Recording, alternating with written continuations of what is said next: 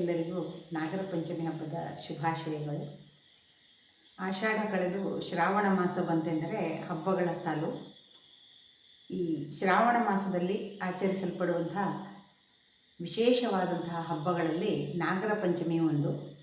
ಈ ನಾಗರ ಪಂಚಮಿಯನ್ನು ಶ್ರಾವಣ ಮಾಸದ ಶುಕ್ಲ ಪಕ್ಷದ ಪಂಚಮಿಯಂದು ಆಚರಣೆಯನ್ನು ಮಾಡ್ತೇವೆ.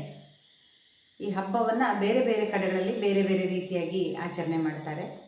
ಕೆಲವು ಕಡೆ ಇದನ್ನು ಸಹೋದರತೆಯ ಸಂಕೇತವಾಗಿ ಆಚರಣೆಯನ್ನು ಮಾಡ್ತಾರೆ. ಇನ್ನೂ ಕೆಲವು ಕಡೆ ಜೋಕಾಲಿ ಕಟ್ಟಿ ಮದರಂಗಿ ಹಚ್ಚಿ ಸಂಭ್ರಮಿಸಿ ಆಚರಣೆಯನ್ನು ಮಾಡ್ತಾರೆ.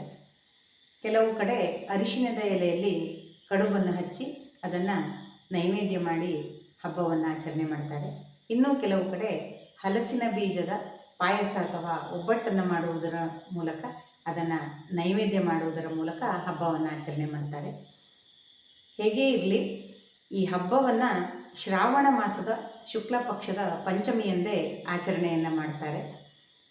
ಈ ಶ್ರಾವಣ ಮಾಸದ ಶುಕ್ಲ ಪಕ್ಷದ ಪಂಚಮಿಯಂದು ಈ ನಾಗರ ಪಂಚಮಿಯ ಆಚರಣೆಯ ಹಿನ್ನೆಲೆ ಏನು ಎನ್ನುವುದನ್ನು ಪುರಾಣದಲ್ಲಿ ಹೇಳಲಾಗಿದೆ. ಆ ಕಥೆಯನ್ನು ಇವತ್ತು ನಾವು ತಿಳಿದುಕೊಳ್ಳೋಣ.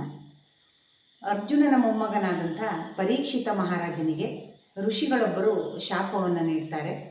ಆ ಶಾಪದ ಫಲವಾಗಿ ಆ ಪರೀಕ್ಷಿತ ಮಹಾರಾಜನನ್ನು ತಕ್ಷಕ ಎನ್ನುವಂಥ ಹೆಸರಿನ ಮಹಾನಾಗವೊಂದು ಕಚ್ಚಿ ಸಾಯಿಸಿ ಬಿಡ್ತದೆ. ಇದರಿಂದ ಕೋಪಗೊಂಡಂಥ ಪರೀಕ್ಷಿತ ಮಹಾರಾಜನ ಮಗ ಜನಮೇಜಯನು ಭೂಮಿಯ ಮೇಲಿನ ಎಲ್ಲ ಸರ್ಪಗಳನ್ನು ನಾಶ ಮಾಡುವ ಸಲುವಾಗಿ ಸರ್ಪಸತ್ರ ಯಾಗವನ್ನು ಪ್ರಾರಂಭ ಮಾಡ್ತಾನೆ. ಈ ಸರ್ಪಸತ್ರ ಯಾಗ ಪ್ರಾರಂಭವಾದ ತಕ್ಷಣ ಭೂಮಿಯ ಮೇಲಿನ ಎಲ್ಲ ಸರ್ಪಗಳು ತಾವಾಗಿಯೇ ಬಂದು ಆ ಯಜ್ಞಕುಂಡದಲ್ಲಿ ಬಿದ್ದು ಸಾಯಲಿಕ್ಕೆ ಶುರುವಾಗ್ತದೆ. ಹೀಗೆ ಎಲ್ಲ ಸರ್ಪಗಳು ಬಂದು ಬಿದ್ದು ಸತ್ತ ಹಾಗೆ ಆ ಸರ್ಪದ ಸಂತತಿ ನಾಶವಾಗುವುದನ್ನು ಅರಿತಂಥ ಆಸ್ತಿಕ ಮಹಾಮುನಿಗಳು ಹೇಗಾದರೂ ಮಾಡಿ ಈ ಸರ್ಪ ಸಂಕುಲವನ್ನು ಉಳಿಸಬೇಕು ಎನ್ನುವಂಥ ಒಂದು ನಿರ್ಧಾರದಿಂದ ಅವರು ಜನಮೇಜಯನ ಬಳಿಗೆ ಬರ್ತಾರೆ. ಜನಮೇಜಯನ ಬಳಿ ಈ ಯಜ್ಞವನ್ನು ನಿಲ್ಲಿಸುವಂತೆ ಕೇಳಿಕೊಳ್ತಾರೆ. ಅವರ ಮಾತಿಗೆ ಬೆಲೆ ಕೊಟ್ಟು ಜನಮೇಜಯ ಈ ಸರ್ಪಸತ್ರ ಯಾಗವನ್ನು ಕೈ ಬಿಡ್ತಾನೆ. ಹೀಗೆ ಆ ಅಳಿವಿನಂಚಿನಲ್ಲಿ ಇರುವಂಥ ಸರ್ಪ ಸಂಕುಲವನ್ನು ಉಳಿಸಿದ ದಿನವೇ ಈ ಶ್ರಾವಣ ಮಾಸದ ಶುಕ್ಲ ಪಕ್ಷದ ಪಂಚಮಿ. ಹಾಗಾಗಿ ಈ ನಾಗರ ಪಂಚಮಿಯನ್ನು ಶ್ರಾವಣ ಮಾಸದ ಶುಕ್ಲ ಪಕ್ಷದ ಪಂಚಮಿ ಎಂದು ಆಚರಣೆ ಮಾಡಲಾಗ್ತದೆ.